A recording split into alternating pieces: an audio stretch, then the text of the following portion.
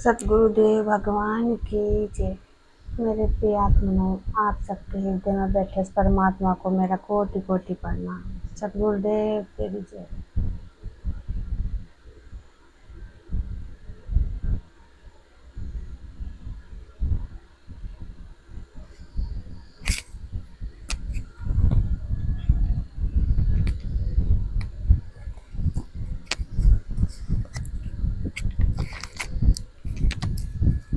तो अभी मैं आपको महाभारत के बारे में बता रही थी थोड़ा थोड़ा। और डिटेल में पूरी कहानियों को बताने लग जाऊंगी तो कुछ भी जान नहीं पाओगे। कहानियों में सारी जिंदगी खत्म हो जाएगी, आपकी भी और मेरी भी। इसलिए जो जरूरी है उसे समझ लो। जिसको मैं जो नाम बताऊंगी कि इसका ये अर्थ है, उसी अर्थ से आप महाभारत देख लो या रामायण देख लो, आपकी बुद्धि आपकी अकल से भी सुधर जाएगी। जैसे मैंने हनुमान को बताया, सांस के रूप में उसको देखो।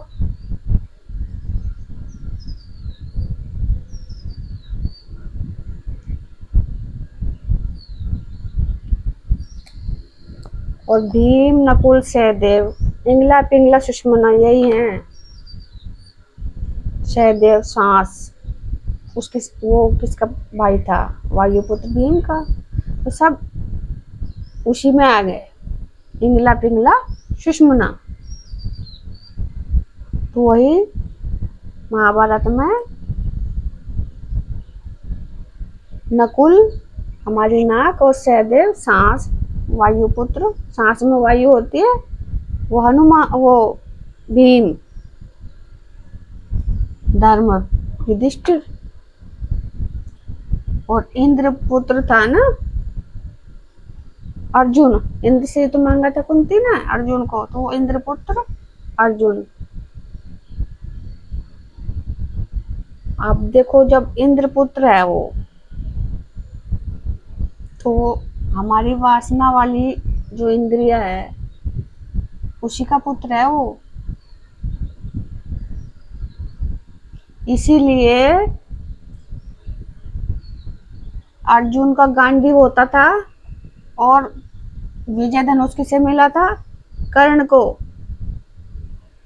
परमात्मा देते हैं ना विजय धनुष, और धनुष उसको मिलता है जिसकी साधना होती है। कर्ण इंद्र पुत्र, इंद्र क्या? हमारी इंद्रियां। तो उसका था गांडीव। ये सब सहायता सहयोग करते हैं कर्ण की। देखने में आता है कि अर्जुन ने कर्ण को मार दिया, किसी ने मरवा दिया धोखे में या छल करके, ऐसा कुछ नहीं है। यही तो आदमी उलझ जाता है इन किताबों की कहानियों में। सब ये मकड़ी का जाला ही तो है, उलझन ही तो है। यही उलझ के रह जाता है इंसान।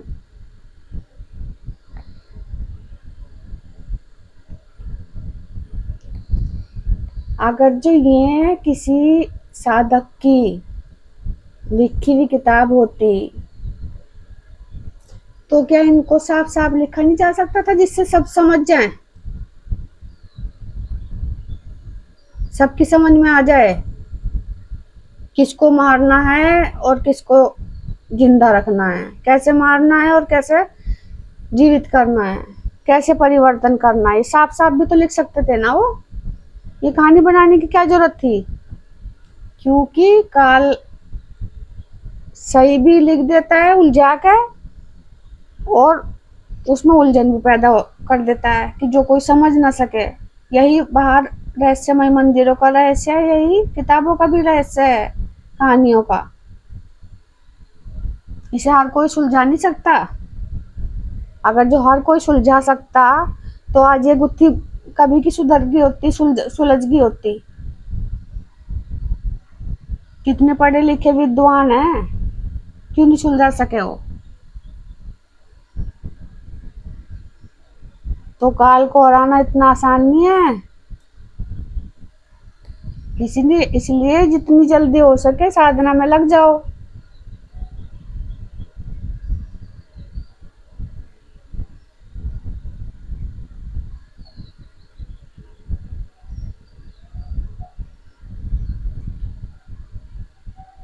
कुंती के 5 पुत्र ही तो बताते हैं ना, सबको पता है कुंती के 5 पुत्र थे। छठे का तो बाद में पता चलता है बहुत। लेकिन काया ही कुंती है, काया से ही कर्ण पैदा होता है, चाहे वो काया किसी की भी हो। और काया से ही जैसे हम साधना करेंगे तो साधना के द्वारा ही तो हम देवताओं को प्रकट करेंगे अपने अंदर। देवता ही तो वो शक्ति पैदा करेंगे हमारे अंदर। वायुदेव को प्रसन्न किया तो भीम दे दिया, इंद्रदेव को प्रसन्न किया तो अर्जुन दे दिया, अश्वनी को प्रसन्न किया तो नकुल सहदेव दे दिए।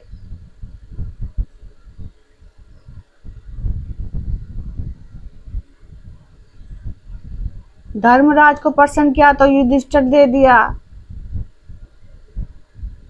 क्योंकि धर्म के बिना भी तो साधना नहीं होती ना, धर्म कमाएगा इंसान तभी तो साधना लगेगी। तो ये सब साधना के रूप हैं, इसलिए सब कर्ण के सहयोगी बनते हैं और लास्ट में यही बच जाते हैं कुंती के साथ। और गांधारी, गांधारी वासना का रूप ही तो है, वो आंखों में पट्टी बांध के रखती है, वो मैंने बताया पिछली वीडियो में शायद।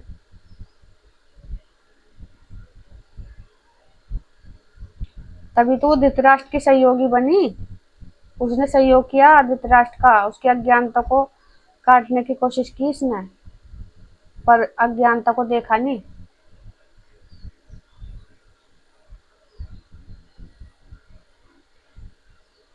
तो ये जो पांडु ये पांडु पुत्र और धृतराष्ट्र के पुत्र वीर्य से पैदा नहीं है। ये जो वीर्य से पैदा नहीं है तो वो मनुष्य तो नहीं हो सकते। क्या मनुष्य बिना वीर्य के पैदा हो सकता है? आप खुद सोचो इस बात को। कहानियों में तो दिखा देते हैं ना, उसे सोच लिया करो थोड़ा। पांडु पुत्र और कौरव पुत्र वीर्य से पैदा नहीं हुए। और भीम को और दुर्योधन एक ही दिन पैदा हुए, ये भीम और दुर्योधन। जब साधना स्टार्ट होगी सबसे पहले मूलाधार चक्र पे चक्र को जागृत करना पड़ता है, तो वहां दूषित वासना भी होगी, हमारी शुद्ध भी वही होगी। तो शुद्ध दूषित वासना को शुद्ध वासना ही तो मारेगी। इसलिए भीम भीम ने ही दुर्योधन को मारा। और कहा मारा? जांघों पे। अब डायरेक्ट तो दिखा नहीं सकते दिखाने वाले,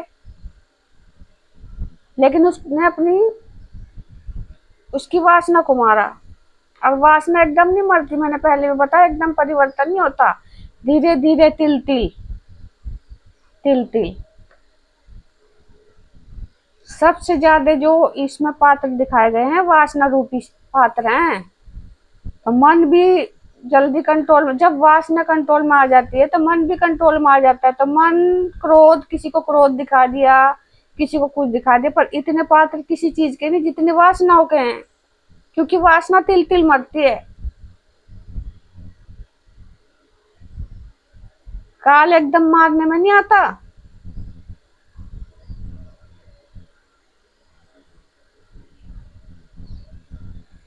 बहुत शक्तिशाली होता है काल। तो तिल तिल जैसे बताते हैं ना कि पांडव शांति दूत बन के गए थे कृष्ण, और 5 गांव मांगे थे, तो उसमें तिल प्रस्थ भी आता है ना, तो और जो पांडु प्रस्थ भी आता है। पांडु प्रस्थ का नाम बताते हैं, पानीपत रखा गया है। तो पांडु क्या है? हमारा वीर है, वही तो पानी होता है, वो वीर रूपी पानी, वो पांडु है।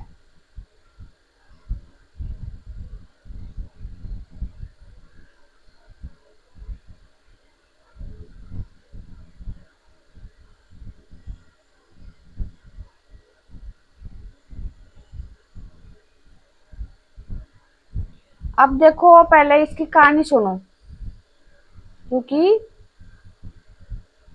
एक ही साधक के अंदर की सारी बात है ये।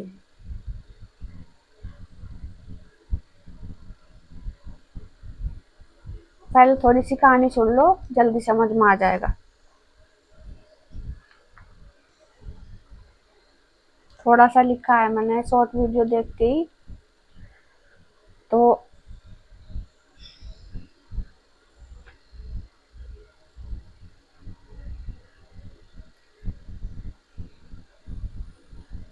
एक बार पांडु जो है जंगल में शिकार के लिए गए थे। ठीक है, किसके साथ? कुंती और माद्री के साथ। माद्री भी उनकी पत्नी थी ना, तो मन ही माद्री है, जहाँ काया जाएगी मन भी तो जाएगा। इसलिए तो कुंती के 5 पुत्रों को कहते हैं कि कुंती के 5 पुत्र हैं, वो दिखाते हैं।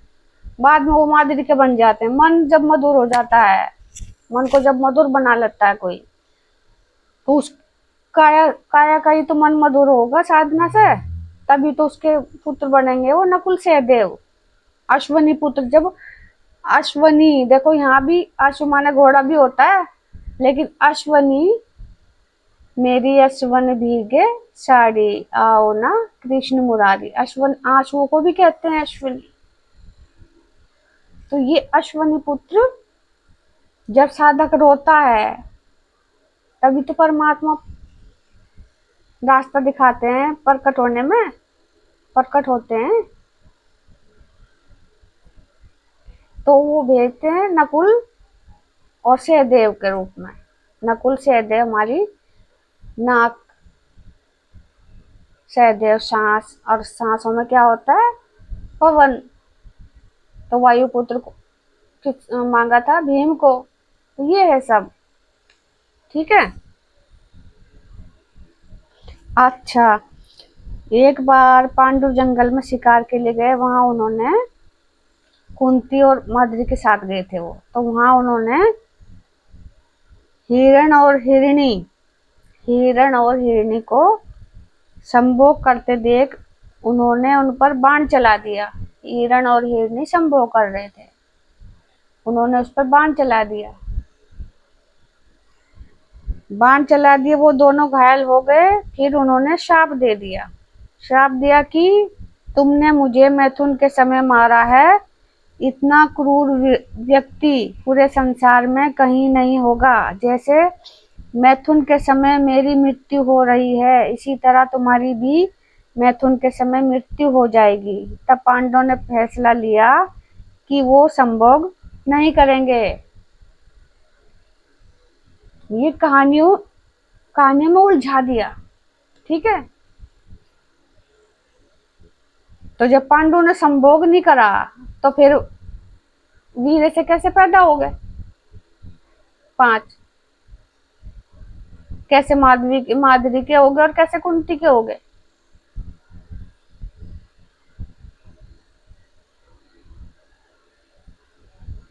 ठीक है।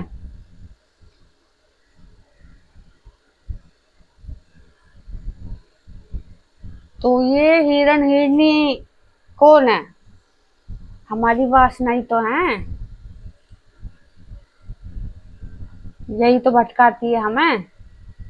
मन, वासना किससे चलेगी? मन से। मन भटकाता है वासना के लिए। तो मन को भी नाम दे सकते हो इसका, और वासना को भी दे सकते हो। मन भी इधर उधर भटकता, मन को इंद्रिया भटकाती है, मन और इंद्रियों को मन भटकाता है।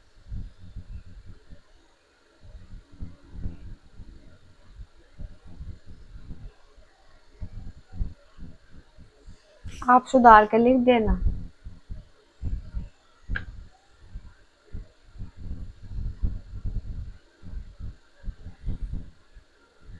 हिरण, आपने सुना होगा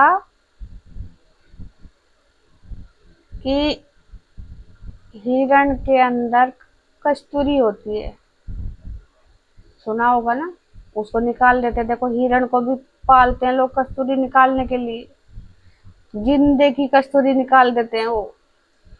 कस्तूरी क्या होती है, उसमें खुशबू आती है,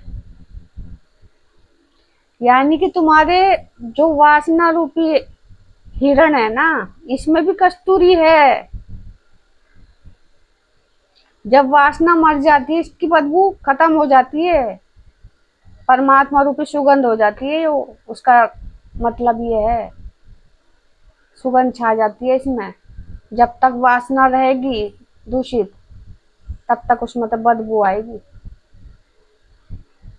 तो जब वासना बिल्कुल समाप्त हो जाती है, शुद्ध हो जाती है, बदबू खत्म, कोई बदबू नहीं होती, ये इसकी पहचान है।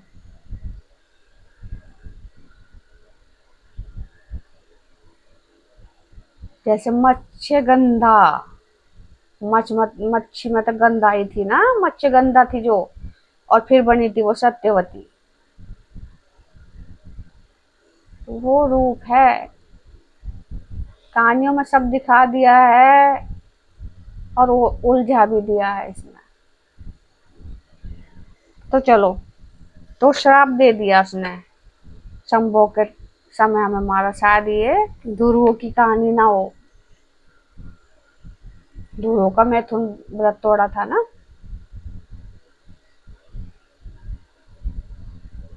वही थे कहानी के रूप में, हिरण हिरणी के रूप में।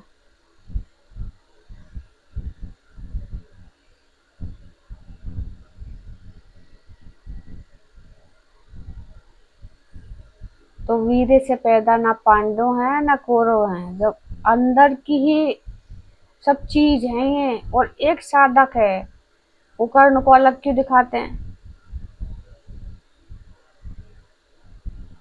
क्योंकि सूर्य पुत्र वही है। तभी तो अंगराज उसका नाम पड़ा, अंगराज। अंग अंग देश का राजा था वो। अंग देश का राजा कौन है, जिसने अपने वासना पे विजय प्राप्त कर ली, वो अंग देश का राजा है। देखो, इंद्र भी तो राजा होता है ना इसका, इंद्रियों का राजा इंद्र होता है, तो यही वो इंद्री है। सर्वप्रथम गणेश जी होते हैं, वो भी यही है। तो वो इंद्र, वो अंगराज इसलिए कहते थे उसको, लेकिन वो एकदम अंगराज नहीं बना, धीरे धीरे परिवर्तन होता गया, धीरे धीरे।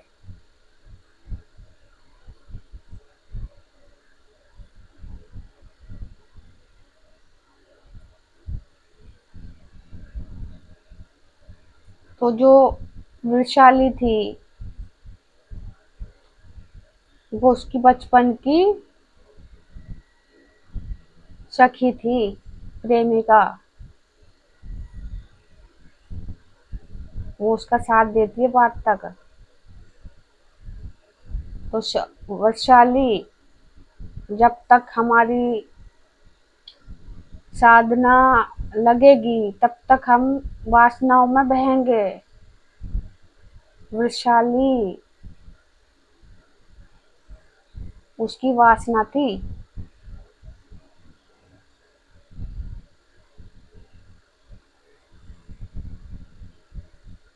तब वो प्रेम करता था उससे। उसके बाद वैशाली का वहां भी परिवर्तन होता है, फिर उसकी शादी, अभी मैंने थोड़ी सी लिखी है कहानी, वो बताऊंगी।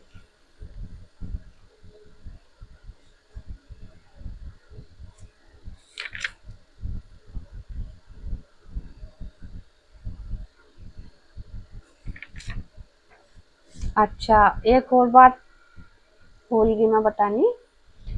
जैसे अर्जुन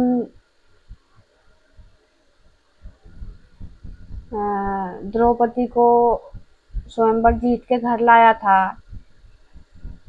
तो उसने अपनी माँ कुंती को कहा कि मैं कुछ लाया हूँ माँ। उसकी माँ ने बिना देखे कह दिया कि पांचों भाई बांट लो आपस में।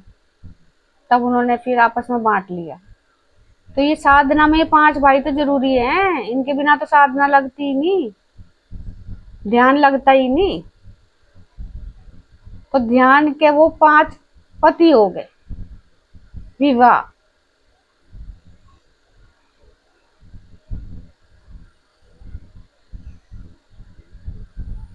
इसलिए वो पांच पति पांचाली कहलाती है वो।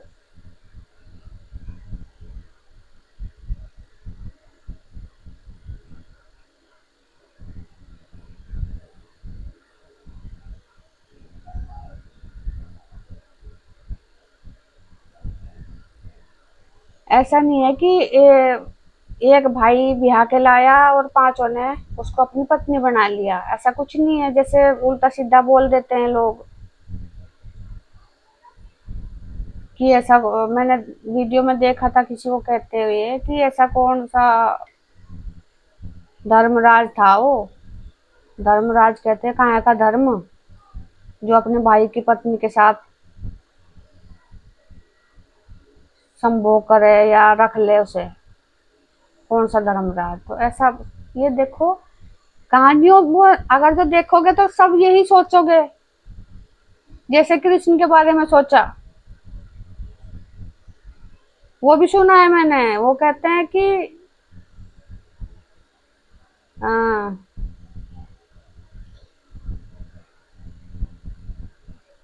कृष्ण करे तो लीला और हम करें तो करेक्टर ढीला। ये भी मैंने सुना था, कहते हैं लोग, क्योंकि कहानियों को कोई समझ नहीं पाता।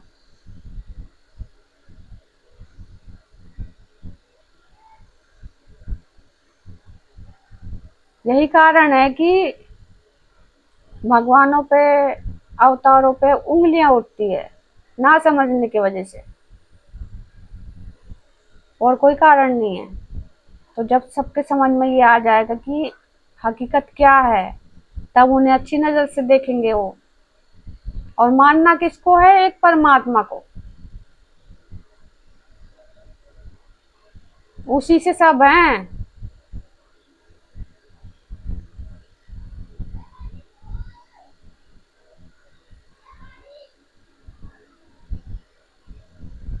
बाहर जितना भी हो सके भटकना छोड़ दो।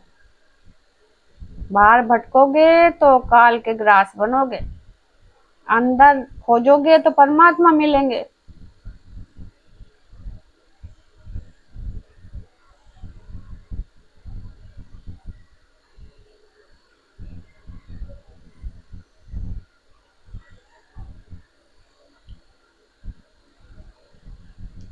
तो इसलिए पांचों भाइयों ने, पांचों भाइयों की पत्नी थी वो।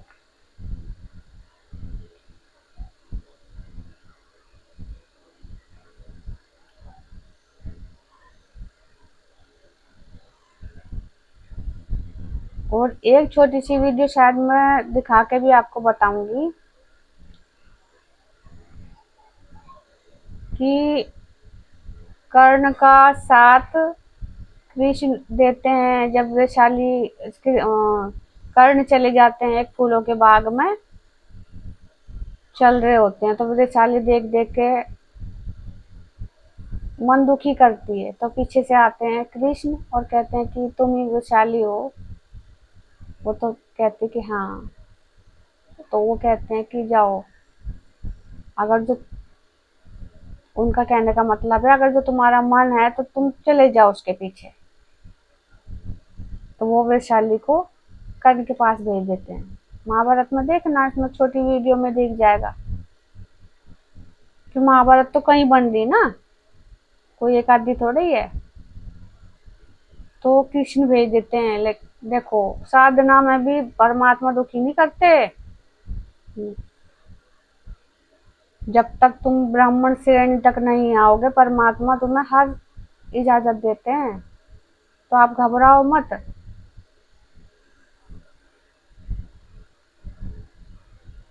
क्योंकि एक इंसान के लिए बनाए हैं ये परमात्मा ने भी चीजें।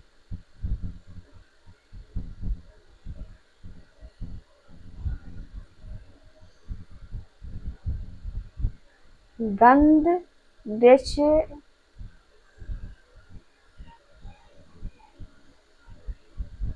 शब्द,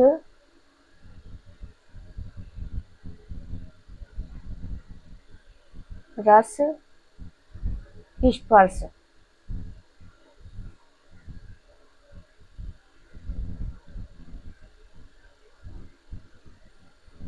दृश्य को देख के ही तो हम प्रेम की ओर बढ़ते हैं, स्पर्श करते हैं उसको, तभी तो हमें आनंद की अनुभूति होती है। रस वीर्य में होता है। गंध, गंध भी यौन इंद्रियों में होता है, योनि में गंध होती है। तो ये इंसान के लिए ही तो है, परमात्मा ने बनाई है, तो गलत भी नहीं है। लेकिन इसमें ज्यादा ना बहने के लिए कहा गया है। और साधना में जब लग जाओगे तो सब कुछ परमात्मा संभाल लेते हैं।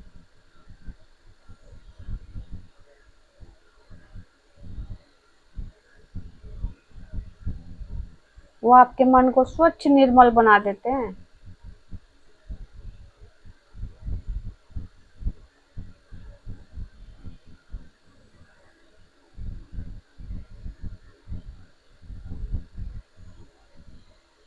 तो अभी इतना ही।